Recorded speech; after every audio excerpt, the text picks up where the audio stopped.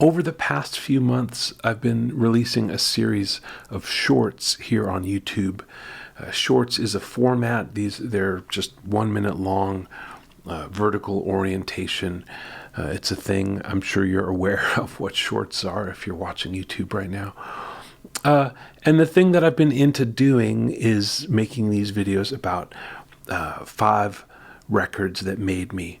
So in each of these shorts, I talk about 5 records that inspired the way that I play the guitar, or the way that I hear tone, the way that I think about getting a tone on the guitar, or the way that I compose, and so on.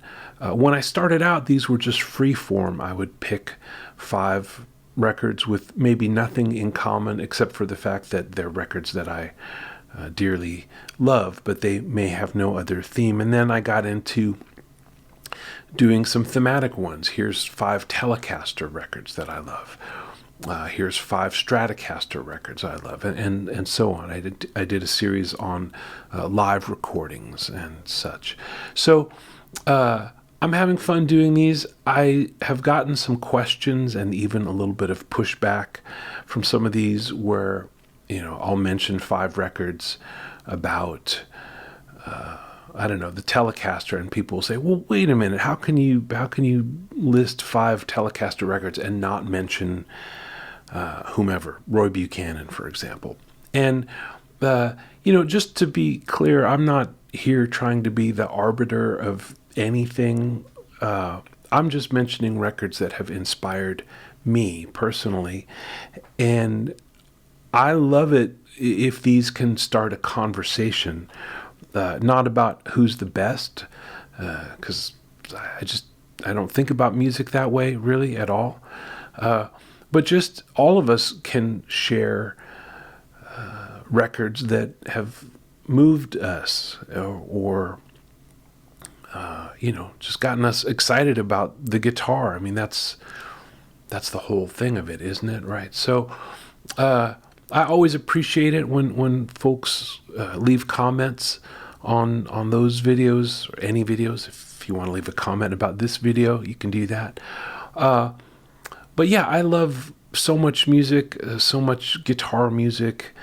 And, I recently did one of these 5 records, shorts. I did about trio records, where it's just guitar, bass, and drums, or guitar, and doesn't have to be with bass and drums, but trio records where one of the people is playing guitar. And I mentioned this Bobby Broom record, where he plays the music of Thelonious Monk, and I said that's the record that really convinced me that a guitar player could take on the music of Thelonious Monk. And that's true. When I heard that record, it really struck me like, wow, this is a really powerful record. And if you haven't heard it, go now, check it out. Well, not right now. Maybe wait till the video is finished. But I'm almost done here.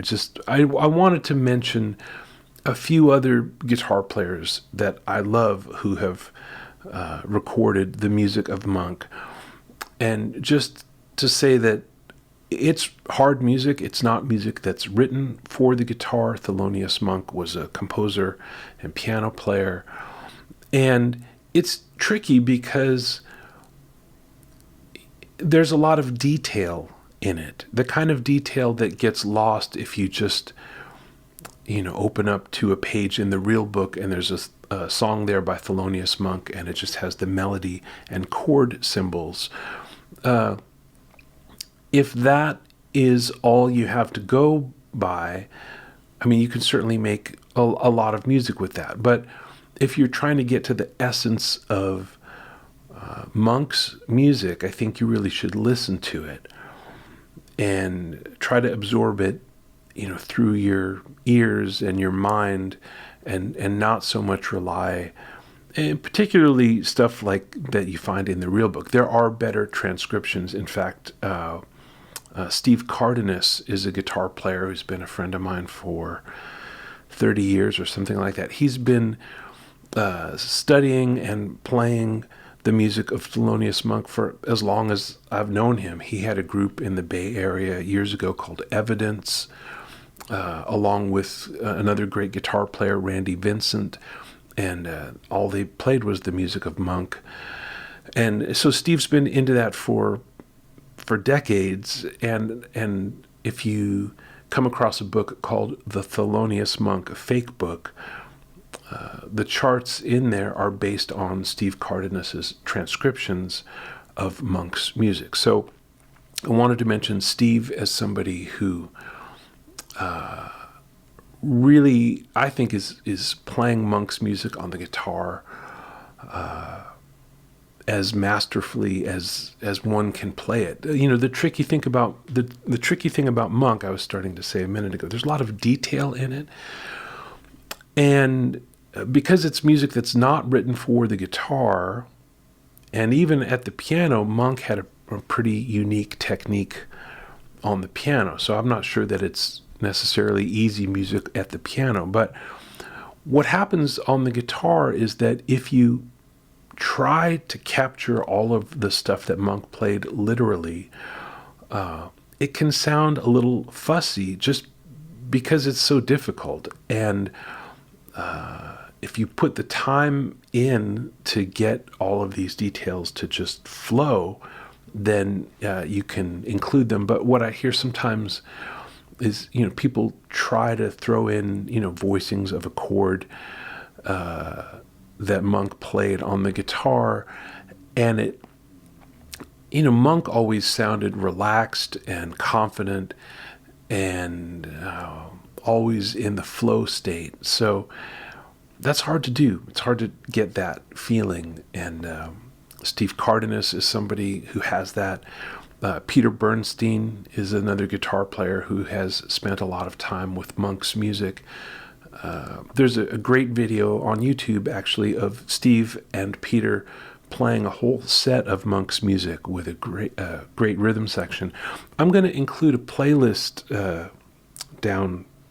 somewhere down there. I'm pointing really just to my feet right now. But in the description underneath this video, I'm going to share a YouTube playlist with some of my favorite guitar players playing some Monk tunes and also teaching Monk. So you'll see Miles Okazaki in there. Miles, a few years ago, recorded all of Monk's tunes. There's 70 tunes, and Miles Okazaki on his Bandcamp page released a 6-volume set of the complete works of Thelonious Monk for solo guitar. It's an incredible achievement.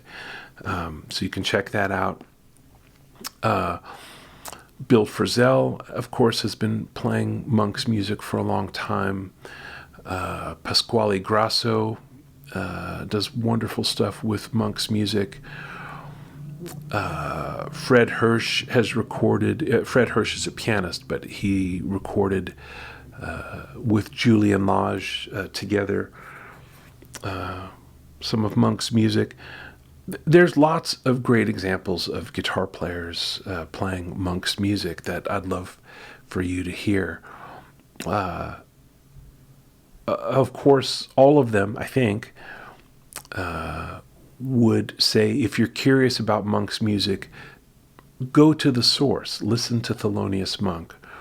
And even when you look at a chart that has details like the specific voicings, or even just like I think of Monk, a lot of his tunes are kind of in 3 layers. There's the melody, and then many of the tunes have kind of a secondary melody, or at least some notes that are thrown in, up close with the melody to kind of, not just like a 2-part thing, but like the melody's happening, and here and there there's little notes that punch in, and then the 3rd layer below the melody and the kind of punchy notes is the harmony.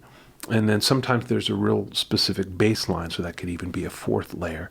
So if you find a chart that has all of this stuff in it, still go and listen to Monk's records so you can get a sense of the perspective, which things are important to Monk, and then therefore important to the music, and which things are kind of in the background. It's not all one dynamic, one dimension. There's what makes it all work is the balance of it in terms of volume and rhythmic phrasing and timbre and all of that stuff. So yeah, go and listen to Monk, and then maybe get the Thelonious Monk fake book and start to get inside those tunes.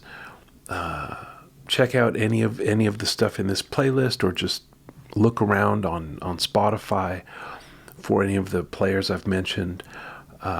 Also, I want to mention, I'll include a link to this as well. The Fretboard Journal, a great guitar magazine, did a little feature on Thelonious Monk for guitar a few years ago, and as part of that, they created a playlist of guitar players playing Monk, including a couple of things that I recorded playing Monk tunes. So I'll include a link to the Fretboard Journal article online, and also to their playlist. So if you're interested in this stuff, I hope that these breadcrumbs will lead the way for you to learn more about Monk, maybe play some more of his music, and just do a deeper dive.